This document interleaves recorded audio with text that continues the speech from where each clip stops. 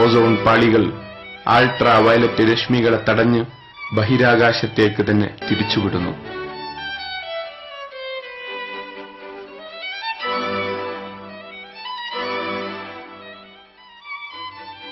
Ionosphere പാളികൾ radio തരംഗങ്ങളെ തിരിച്ചുവിടുന്നതുകൊണ്ടാണ് ഭൂമിയിലെ വിദൂര വാർത്താവിനിമയം സാധ്യമാകുന്നത്.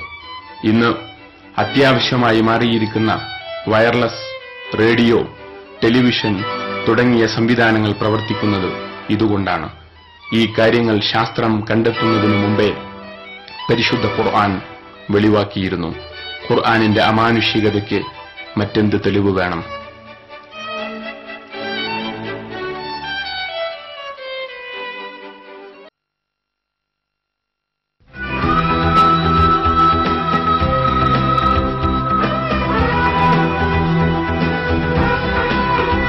പർവ്വതങ്ങളുടെ ധർമ്മം.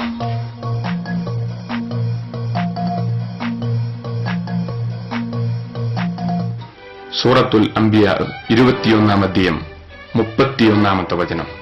ഭൂമി അവരെയും കൊണ്ട് ഇളകാതിരിക്കുന്നതിനായി അതിൽ നാം ഉറച്ചു നിൽക്കുന്ന പർവ്വതങ്ങൾ ഉണ്ടാക്കുകയും ചെയ്തിരിക്കുന്നു. ഭൂമിയിലുണ്ടാവുന്ന ഇളക്കങ്ങളും ആഘാതങ്ങളും തടയാൻ പർവ്വതങ്ങൾക്ക് കഴിയുമെന്ന് ഖുർആൻ പറയുന്നു. ശാസ്ത്രം ഇന്നത് അംഗീകരിക്കുന്നു. ഭൂമിയുടെ പുറന്തോടിൽ ഉണ്ടാവുന്ന ചലനങ്ങളുടെയും കൂട്ടിമുട്ടലുകളുടെയും ഫലമായാണ് പർവ്വതങ്ങൾ ഉണ്ടാകുന്നത്. ഭൂമിയുടെ പുറന്തോടിനുള്ളിൽ വെച്ച് രണ്ട് പാളികൾ കൂട്ടിയിടിക്കുമ്പോൾ ശക്തി കൂടിയത് ദുർബലമായതിന് മുകളിലൂടെ ഉരസി നീങ്ങുന്നു. മുകളിലെ പാളിക്ക് വളവുകൾ സംഭവിക്കുമ്പോൾ പർവ്വതങ്ങൾ രൂപപ്പെടുന്നു. താഴെയുള്ള പാളി മുന്നോട്ടുള്ള ചലനം തുടരുന്നതിനാൽ താഴെ ആഴത്തിലുള്ള ഒരു പ്രദേശവും സൃഷ്ടിക്കപ്പെടുന്നു. പർവ്വതങ്ങൾക്ക് മുകളിലേക്ക് കാണുന്നതുപോലെ ഭൗമോപരിതലത്തിന് താഴെയും ഒരു തുടർച്ചയുണ്ടെന്നാണ് തെളിയിക്കപ്പെടുന്നത്. കരോലിൻ ഷീംസ്, റോബർട്ട് ഗാർഡ്നർ, സാമുവൽ ഹെയ് എന്നീ ശാസ്ത്രജ്ഞർ 1985 പ്രസിദ്ധീകരിച്ച ജനറൽ സയൻസ് എന്ന ഗ്രന്ഥത്തിൽ പർവ്വതഘടനയെക്കുറിച്ച് ഇങ്ങനെ പറയുന്നു. ഭൂമിയുടെ അകക്കാമ്പിനുള്ളിലേക്ക് പുറന്തോട് ഇറങ്ങിച്ചെല്ലുന്ന പ്രതിഭാസം പർവ്വതഘടനയിൽ കാണപ്പെടാറുണ്ട്. പർവ്വതങ്ങളുടെ ഈ വിശേഷ സ്വഭാവത്തെ ആണികളോട് താരതമ്യം ചെയ്തുകൊണ്ട് ഖുർആൻ പ്രസ്താവിക്കുന്നു. സൂറ നബ 6-7 വചനങ്ങൾ. ഭൂമിയെ നാം ഒരു വിരിപ്പും പർവ്വതങ്ങളെ നാം ആണികളുമാക്കിയില്ലേ? പർവ്വതങ്ങൾ പുറന്തോടിന്റെ ഭാഗമാണ്. ഭൗമോപരിതലത്തിൽ നിന്ന് മുകളിലെയും താഴെയും വളർന്നു നിൽക്കുന്ന പർവ്വത ഭാഗങ്ങൾ ഈ ഭാഗങ്ങളുടെ കേന്ദ്രസ്ഥാനത്തെ ആധാരമാക്കിയാണ് നിലനിൽക്കുന്നത്.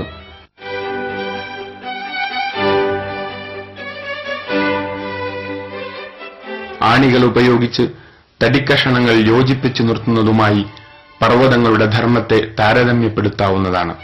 ഉറപ്പിച്ചു നിർത്താനുള്ള പർവ്വതങ്ങളുടെ സവിശേഷ ഗുണത്തെ ശാസ്ത്രജ്ഞർ ഐസോട്ടസി എന്ന് വിളിക്കുന്നു.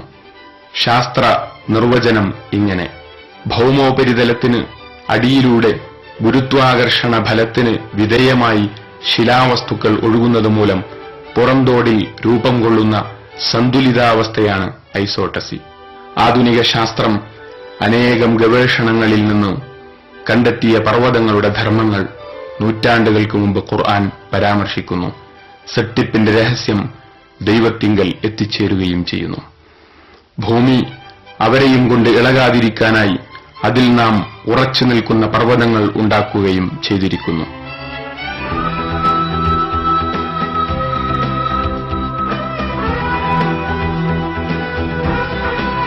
പർവ്വതങ്ങളുടെ ചലനങ്ങൾ.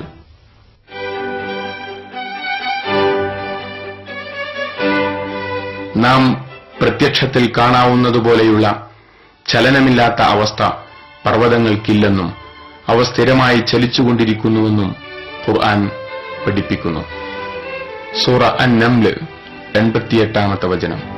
പർവ്വതങ്ങളെ കാണുമ്പോൾ അവ ഉറച്ചു നിൽക്കുന്നതാണെന്ന് നീ ധരിച്ചു പോകും. എന്നാൽ അവ മേഘങ്ങൾ ചലിക്കുന്നതുപോലെ ചലിക്കുന്നതാണ്. എല്ലാ കാര്യവും കുറ്റമറ്റതാക്കി തീർത്ത അള്ളാഹുവിന്റെ പ്രവർത്തനമത്രേ അത്. തീർച്ചയായും അവൻ നിങ്ങൾ പ്രവർത്തിക്കുന്നതിനെപ്പറ്റി സൂക്ഷ്മമായി അറിയുന്നവനാകുന്നു. പർവ്വതങ്ങളുടെ ചലനത്തെക്കുറിച്ച് ശാസ്ത്ര നിഗമനങ്ങൾ ഇങ്ങനെയാണ്.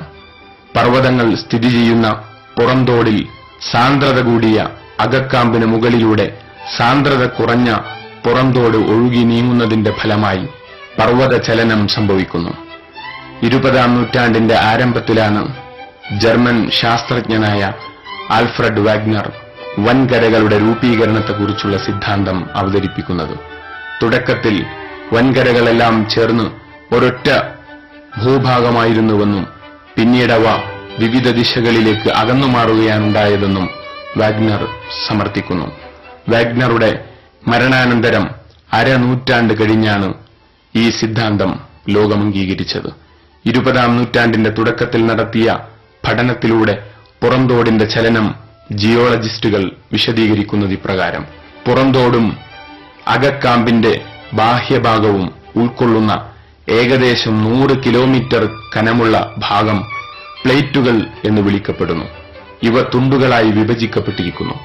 6 വലിയ പ്ലേറ്റുകളും ചില ചെറു പ്ലേറ്റുകളും അടങ്ങിയതാണിത്. പ്ലേറ്റ് ടെക്ടോണിക്സ് എന്നറിയപ്പെടുന്ന ഈ സിദ്ധാന്തപ്രകാരം വൻകരകളെയും സമുദ്രതടങ്ങളെയും വഹിച്ചുകൊണ്ട് ഈ പ്ലേറ്റുകൾ ചലിച്ചുകൊണ്ടിരിക്കുന്നു. വൻകരകൾ 1 മുതൽ 5 സെന്റിമീറ്റർ എന്ന നിലയ്ക്കാണത്രേ ചലിച്ചുകൊണ്ടിരിക്കുന്നത്. അനേക വർഷങ്ങൾ കൊണ്ട് ഭൗമോപരിതലത്തിൽ മാറ്റങ്ങൾ ഉണ്ടാക്കാൻ ഈ ചലനങ്ങൾക്ക് കഴിയും. പ്ലേറ്റുകളുടെ ചലനഫലമായി അറ്റ്ലാന്റിക് സമുദ്രത്തിന്റെ വിസ്തീർണം വർദ്ധിച്ചിരിക്കുന്നതായി കാണുന്നു. 1985-ൽ പ്രസിദ്ധ ശാസ്ത്രജ്ഞനായ കരോളിന്റെ നിഗമനങ്ങളാണിത്. പർവ്വത ചലനത്തെക്കുറിച്ച് ഖുർആനിന്റെ അള്ളാഹുവിന്റെ വചനങ്ങൾ സൂക്ഷ്മ പരിശോധനയ്ക്ക് വിധേയമാക്കിയാൽ പർവ്വതങ്ങൾ അകന്നുമാറുന്നതായി പ്രസ്താവിച്ചത് കാണാനാവുന്നു. ഇന്ന് ശാസ്ത്രജ്ഞർ ഈ പ്രതിഭാസത്തെ കോണ്ടിനെന്റൽ ഡ്രിഫ്റ്റ് എന്ന് നാമകരണം ചെയ്തിരിക്കുന്നു. സമീപകാലത്തെ ശാസ്ത്ര നിഗമനം എത്രയോ മുമ്പേ ഖുർആനിൽ സൂചിപ്പിക്കുന്നു. ഈ മഹത് ഗ്രന്ഥത്തിന്റെ ഉറവിടം ദൈവികമാണ്, ദൈവപ്രോക്തമാണ് എന്ന് നമുക്ക് ബോധ്യപ്പെടുന്ന തെളിവുകളാണിതെല്ലാം.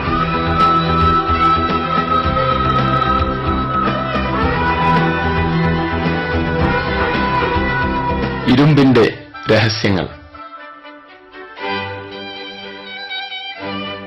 ഖുർആനിൽ വളരെ പ്രാധാന്യത്തോടെ പ്രസ്താവിച്ചിട്ടുള്ള ലോഹങ്ങളിലൊന്നാണ് ഇരുമ്പ്.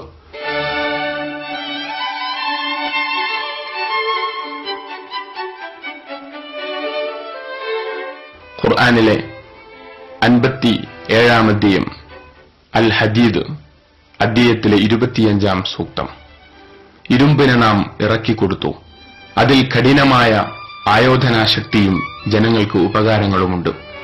ഇറക്കിക്കൊടുത്തു എന്ന പ്രയോഗത്തിന് പ്രത്യേക പ്രാധാന്യമുണ്ട്. മനുഷ്യർക്ക് ഒരനുഗ്രഹം പ്രദാനം ചെയ്തുവെന്ന് ബാഹ്യാർത്ഥത്തിൽ മനസ്സിലാക്കാം. ആകാശത്തിൽ നിന്ന് ഭൂമിയിലേക്ക് ഇറക്കി എന്ന അർത്ഥം കൂടുതൽ പ്രസക്തമാവുകയാണ്. ശാസ്ത്രതത്വങ്ങളോട് ഇതിന് ചേർന്ന് നിൽക്കാനാവുന്നു.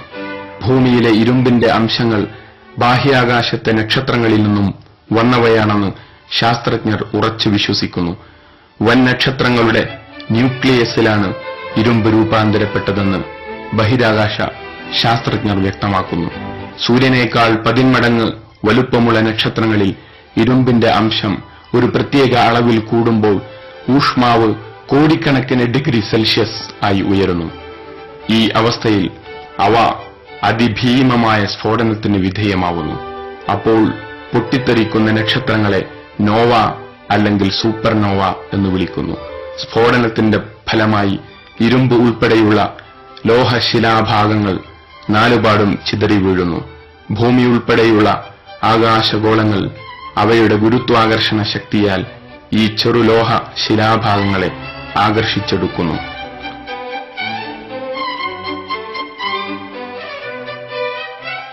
ഭൂമിയിൽ രൂപം കൊള്ളാനാവാത്ത ലോഹമാണ് ഇരുമ്പെന്ന് ഖുർആൻ സൂക്തം തെളിയിക്കുന്നുണ്ട്. ഖുർആൻ അവതരിപ്പിക്കപ്പെടുന്ന 7-ാം നൂറ്റാണ്ടിൽ ലോഹങ്ങളെക്കുറിച്ചുള്ള പരിമിതമായ അറിവുകളെ മനുഷ്യർക്കുണ്ടായിരുന്നുള്ളൂ. ഈ വസ്തുത ഖുർആനിന്റെ അമാനുഷികതയ്ക്ക് അടിവരയിടുകയാണ്.